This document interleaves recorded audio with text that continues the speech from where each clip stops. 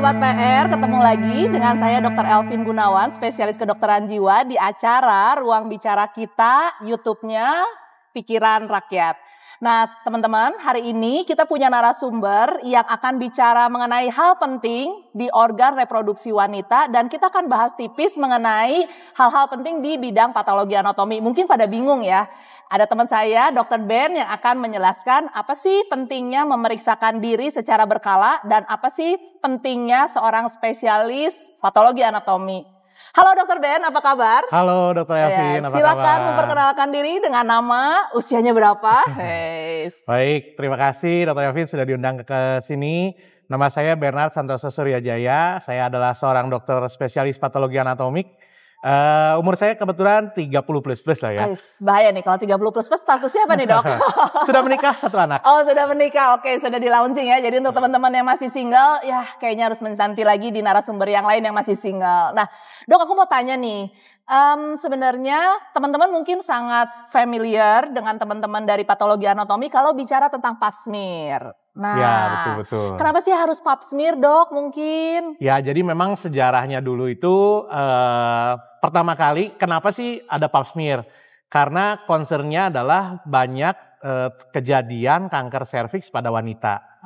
Jadi dicarilah cara-cara bagaimana caranya untuk melakukan biopsi atau mencari tahu bagaimana cara apakah ada perubahan itu dengan cara yang tidak invasif. Salah satunya dengan cara pap smear, yaitu hanya diusap di bagian leher rahimnya. Oh di leher rahim. Ya di leher rahim diusap dengan menggunakan alat namanya cytobrush. Nanti diusapkan ke slide kaca, nanti kita akan lihat apakah ada perubahan dari selnya secara sitologi. Siapa aja sih dok yang harus ngelakuin pap smear? Sebaiknya untuk seluruh wanita yang sudah berhubungan seksual. Jadi pap smear itu biasanya dia itu dilakukan setahun sekali. Hanya sebagai screening awal. Ketika di pap smear terlihat adanya perubahan, biasanya akan langsung dikonsultasikan dengan dokter kandungan. Nah nanti dokter kandungan akan melakukan beberapa pemeriksaan lanjutan. Salah satunya seperti tadi HPV DNA dan juga ada kemungkinan dilakukan biopsi di leher rahimnya. Dok kalau misalnya belum jadwalnya untuk ngelakuin pap smear nih ya, gejala apa sih dok? Orang teh kudu curiga ya, jika nak kudu berobat ya. Nah yang paling pertama itu adalah adanya pendarahan di jalur lahir. Jadi kalau tiba-tiba ada perdarahan, jolwe gitu keluar darah gitunya. Padahal nggak lagi mens. Oke, nggak lagi period. Nggak lagi period, tiba-tiba keluar darah, itu yang pertama. Kedua, lagi bersenggama sakit. Nyeri. Tiba-tiba nyeri gitu. Padahal sebelum-sebelumnya enggak gitu. Jadi ada kemungkinan ke arah sana. Yang ketiga biasanya sih ada nyeri-nyeri pinggang. Tapi biasa kalau nyeri pinggang mah udah stadium lanjut, jadi udah nyebar. Nyeri, nah tapi kalau mau duduk lila kayak nyeri cangkeng dok, itu maksudnya ngebedainnya gimana nyeri pinggang? Ini kayaknya sesuatu deh, bukan nyeri pinggang cangkel gitu. Nah kalau nyeri cangkeng mah biasanya kalau jongkok atau duduk kelamaan. Kalau ini mah bangun tidur juga sakit, terus sakitnya terus menerus. Nggak berhenti-berhenti, pakai obat mungkin membaik sesaat, nanti nyeri lagi gitu. Oh jadi lama gitu ya dok ya? Lama terus-terusan. Lain nyeri sirahnya dok? Bukan. Dan juga kalau dipijat nggak hilang. Oh kalau dipijat nggak hilang, oke baiklah terus?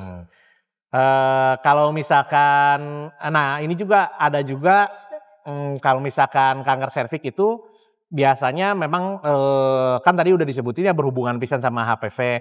Tapi kan cuma 90%, ada juga 10%-nya nggak berhubungan gitu. Jadi makanya kenapa ditambahin itu ya dok ya, untuk tahu variannya apa. Betul. Gitu. Dan juga sekarang udah ada pencegahannya, udah ada vaksinnya. Oke, ada vaksinnya guys. Vaksin. Katanya itu mau digratisin juga sama pemerintah. Mudah-mudahan. Mugia temotong taperadeinya. Baiklah, oke. Nah ini kan udah jalan semua nih. Kalau misalnya dok, kalau saya mau mengakses nih layanan pap smear, kemana sih harusnya dok?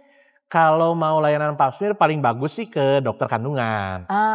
Ya, cuma memang sekarang kalau nggak salah lagi ada program BPJS untuk screening Nah, coba boleh ditanya ke klinik-klinik terdekat atau ke puskesmas-puskesmas terdekat apakah sudah ada pelayanan pap smear atau belum.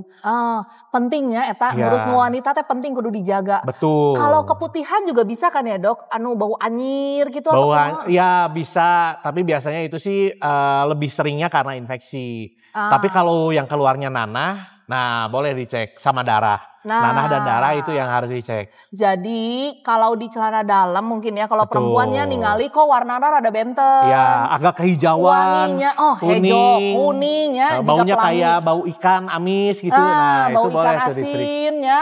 Lamun geus aya kudu periksa langsung ya. Jangan periksa. Ini ya biasanya kan pada lihat dulu di sosial media ya terus nyari obatnya naon. Jangan di Google, datang aja ke dokter. Biasanya mah gitu suka di Google nyari ini teh sakit apa gitu, jangan kayak gitu. Jangan. Emutnya guys, tong nga-google-nya, lamun aya naon tanya ke dokternya. Bisa ke puskesmas gak sih dok? Boleh ke puskesmas, biasanya sama dokternya nanti suka diperiksain dulu gitu. Atau dikasih rujukan langsung ke dokter spesialis. Oh jadi sebenarnya mah ya tinggal cari aja ya, ada bidan juga bisanya dok? Bidan bisa, betul bidan, boleh dokter umum, boleh dokter spesialis kandungan boleh. Nah itu, terus kalau buat pria nih dok, kan biasanya dokter PA nih pap smear aja. Nah kalau untuk pria ada juga gak sih dok kesehatan yang harus kita perhatikan kalau sebagai pengalaman praktek? Ya sebetulnya kalau untuk pria sih kalau secara keilmuan patologi anatomi memang gak ada pemeriksaan khusus seperti pap smear pada perempuan. Cuman memang biasanya kalau pria itu apalagi yang udah tua-tua, anu tos sepuh. Sepuh teh sabaraha dok? Udah 70 gitu masih ngora, ayo nama. Di atas 60 biasanya. Di atas 60. Memang punya gangguan prostat biasanya. Prostat teh naon dok? Prostat teh jantan kelenjar yang ada di kemaluan pria memang. Dia itu membantu untuk pengeluaran sperma. Memang pada pasien-pasien yang usianya udah sepuh di atas 60 tahun lah ya kurang lebih, itu bisa membesar. Nah biasanya membesar itu kan bisa ke arah jinak atau ganas. Nah, biasanya sih hampir 70% lah biasanya jinak sih. Tapi memang bagusnya diperiksa ya, nanti diperiksa. Nah gitu. Jadi biasanya datangnya ke dokter urolog atau dokter khusus saluran berkemih ya. Gitu. Jadi itu bisa loh teman-teman bisa minta rujukan ya dari PPK 1 supaya dirujuk ke urolog. Nah ciri khasnya apa dok? Nah biasanya selain usia nggak sepuhnya dok? Ya biasanya usianya udah cukup berumur. Biasanya disebutnya LUTS katanya Lower Urinary Tract Syndrome. Atau biasanya sih yang kerasa mah yang paling sering mah jengjeriheun. Jengjeriheun, emotnya jengjeriheun jenanya. Lamun kieu hese deui nya. Susah mau mulai kencing. Nah, terus kalau udah kencing mulai susah berhentiin. Terus yang keempat. Kumaha anu terakhir? Yang itu kalau udah mulai mancer, gitu? Mancer terus susah makan. Kalau kita biasanya kalau laki-laki udah mancerin bisa ditahan berhenti dulu. Nah ini mah jalan tolnya terus gitunya. Gitu. Lajeng we terus. Terus. Yang keempat itu biasanya kalau udah kencing udah beres. Udah mau ditutup, masih netes, can puas. Jadi ngomongnya kalau bahasa medis mah belum lampias gitu ya. Can angges, lamun bahasa ieu nanya. Nah, jadi kalau udah ketemu kayak gitu mending cek aja kali ya dok ya. Mending cek, betul. Karena ada kemungkinan besar juga dia ganas. Jadi pembesaran prostatnya karena keganasan bisa. Dan angkanya cukup tinggi loh untuk para pria yang sudah sepuh terus mengalami prostat tuh angkanya cukup tinggi ya cukup dok ya? Cukup tinggi. Rata-rata sih hampir semua ya. Rata-rata hampir semua. Jantan gitu. Dia kudu periksanya. Kudu periksa. Okay. Apalagi yang usianya udah di atas 60 tahun. Di atas 60 tahun. Jadi biasanya tadi kita di USG sih periksa pertamanya mah di USG. Di USG. Tapi jangan takut ya.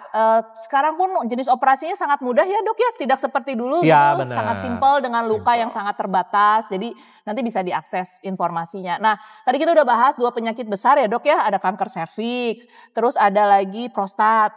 Terus ada lagi gak sih dok yang kayaknya kita harus melakukan rutin sebagai screening tapi suka sibuk mahnya, kadang hilap mahnya, hoream, sieun kanyahoan, panyawatna gitu. Atau ada nu sejen dok? Nah sebetulnya kalau untuk perempuan apalagi ya, mungkin yang nomor 2 kan tadi nomor 1 kanker serviks, nomor 2 adalah kanker payudara. Nah jadi benjolan-benjolan di payudara itu memang nanti boleh di Google kalau ini mah. Cari namanya ada sadari pemeriksaan payudara sendiri.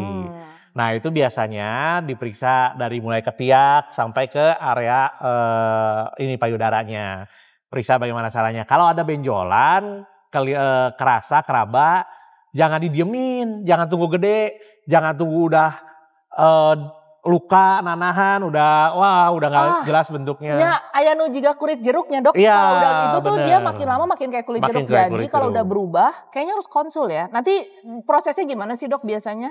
Biasanya sih konsul pertama kali itu dicek dulu secara radiologis biasanya.